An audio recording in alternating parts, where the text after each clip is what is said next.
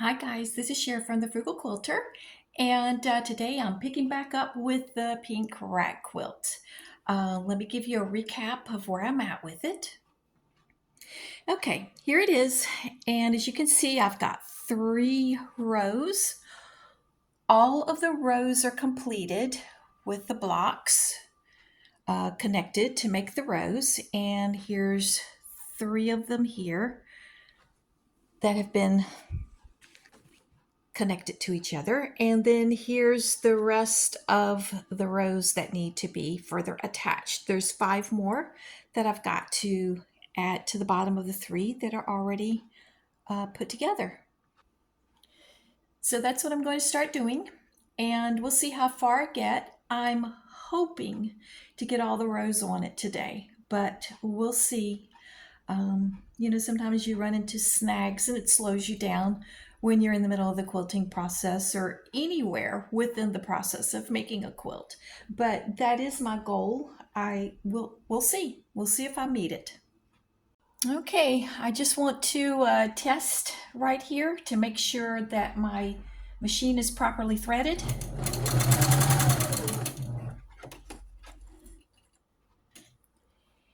And she's looking good on that side and on that side. I have in here a Topstitch needle. I believe it's a 9012. Not a 9012. Let's see, what is it? 8012. I think a 90 is a 14. Yeah, 8012. This is what's in it. 90 is a 14. I use a 14 very frequently, but this thread is a little bit thinner, so I'm using a little bit smaller needle than what I typically use.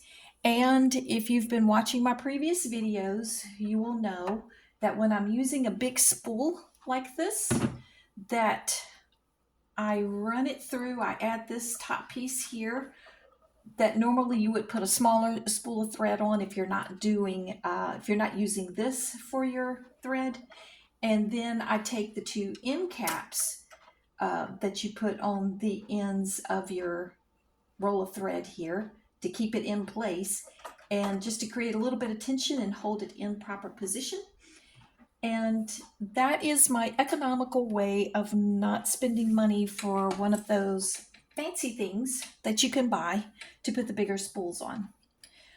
Let's see here. This is getting awful low. Let's see here. I'm going to have to test to see if I've properly threaded it again, because I'm not going to start with that little bit of thread on that bobbin, because it's going to run out in no time at all. And let's see here. Looks like I'm going to have to actually wind a bobbin. Okay, I have the machine ready to go, and now I'm going to be adding row 4. I'm going to pin it, and then I'll get started on sewing it. Okay, I'm actually up to the 6th row now. So I have attached 4, 5, and now I'm on 6. After this is 2 more rows. Who knows? I might actually succeed and get all 8 rows done tonight. Okay, I'm on the home stretch. Right here on the 8th row. Almost completed.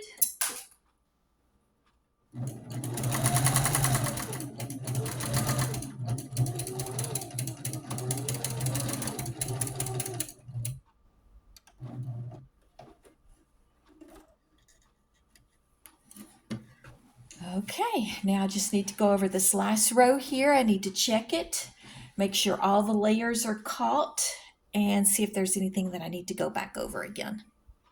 Okay, I have finished all 8 rows, and now I'm just going to look over it here, make sure all of the blocks are in the right order.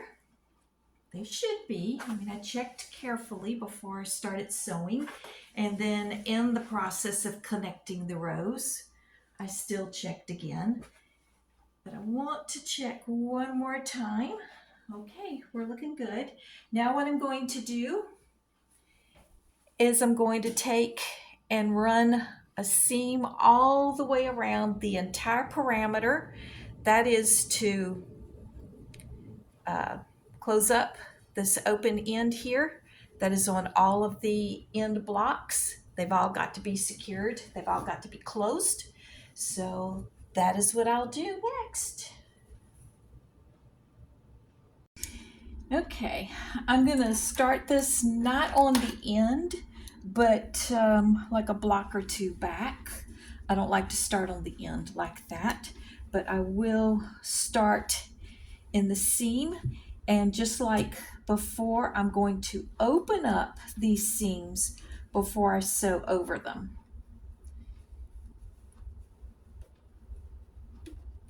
And I've got 1/2 inch seam allowances, just like I did with connecting all the blocks in the rows. Back stitch a little to secure it.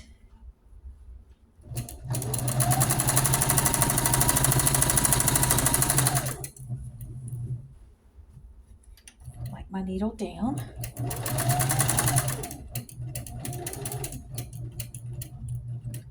And then with the needle down, then I'll turn it to go to the next row. Got a lot of bulk back here.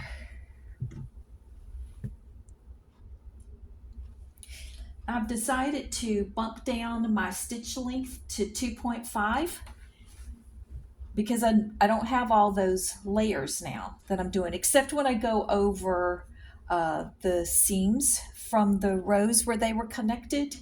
Then I have some extra layers there, but it can handle 2.5.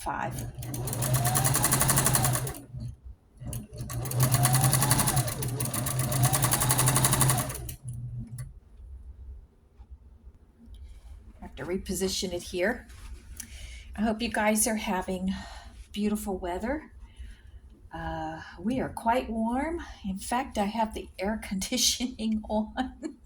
I only run the air conditioning when I'm working or sewing. That's the only time I run it. Well, in the summertime, like if we hit the upper 90s or 100, I might run it more than just for working and sewing. But yeah, it's 87 degrees right now, and we are having an absolutely beautiful day.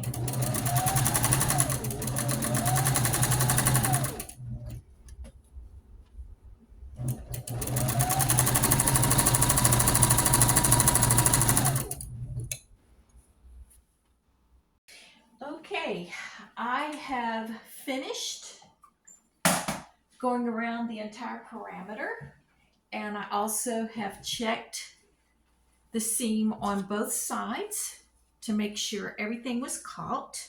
As you can see, a little bit here, what it looks like, what we've got going on, and then on the back, it's solid flannel for the back. Now the next step is to start snipping. Yes, the snipping process. We're ready for that. These are my snippers here. They're by Fiskars, and they have a safety lock on them. Take the lock off. As you can see, they are spring-loaded. So I have to push to close it, but then the spring loading actually opens it for me. So that helps my hands a little bit. But I'm going to be honest, the snipping part can be, yeah, it can really be hard on your hands, and it also can be hard on your back. Now, I'm not going to do a whole lot tonight, but I am going to get it ready to start. I'm going to start on the very first row here. I'll have to snip in this direction, and then when that's done, then I'll have to snip in the other direction, and also all of the ends will have to be snipped, the entire parameter.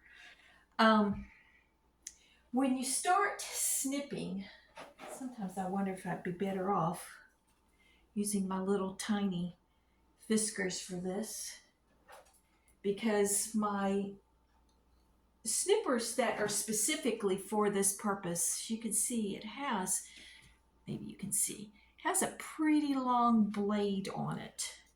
And you've got to be careful to not snip into your seam.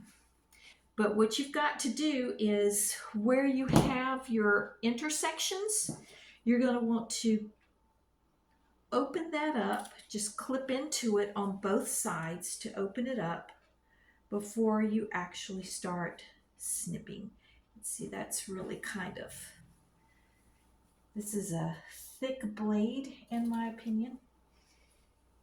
I think I'm going to switch to these little teeny tiny scissors for this so I can get up a little bit closer.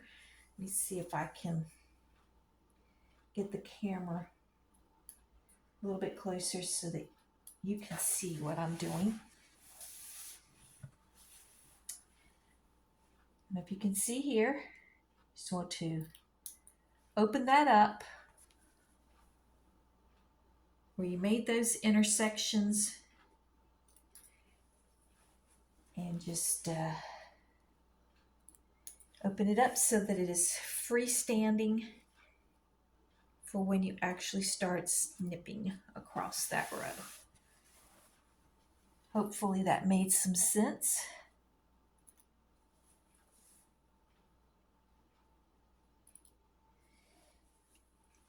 Now see how I can open that up there?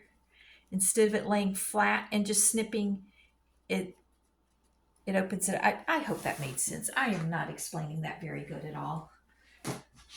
But that is what I do first. And then the next thing is to actually start snipping. I'm not going to do the parameter quite yet, but I've got to open up now here where I've got it doubled over. See here? This is where I've got it doubled over, and I'm now going to have to open up this end of the block, just like what I just showed you. And then I'll be ready to snip the first row. And I am going to use these little tiny scissors at first because I can get just a little bit closer to the end there and get this opened up.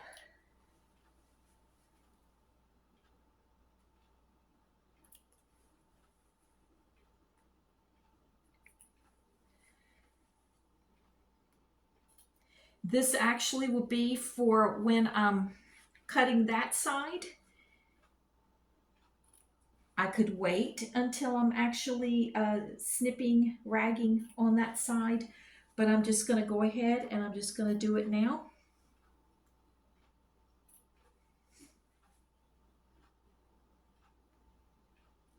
It's up to you. There's no right or wrong as to the order that you take when doing this process.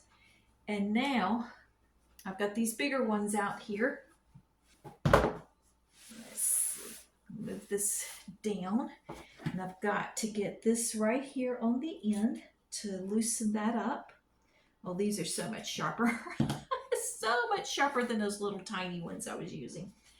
And now you can see I've got both sides here, this side and that side. And you do not want to cut into your seam. And just start snipping. Anywhere from 1/8 to, I'd say, 1/3 of an inch.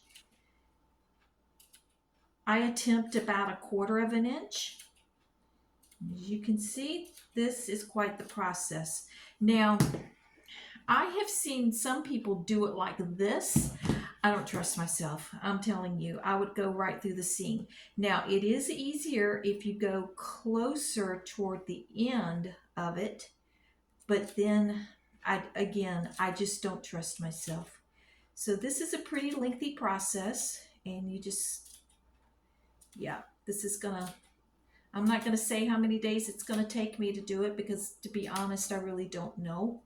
You know, if I can just work on it 15-30 minutes a day, then next thing you know, I'll have it knocked out. I'd like to work on it more than 15 or 30 minutes a day. It's frankly, it's just going to depend on everything else going on. And you just snip right on across there. Let's see here if I can get it a little bit closer for you.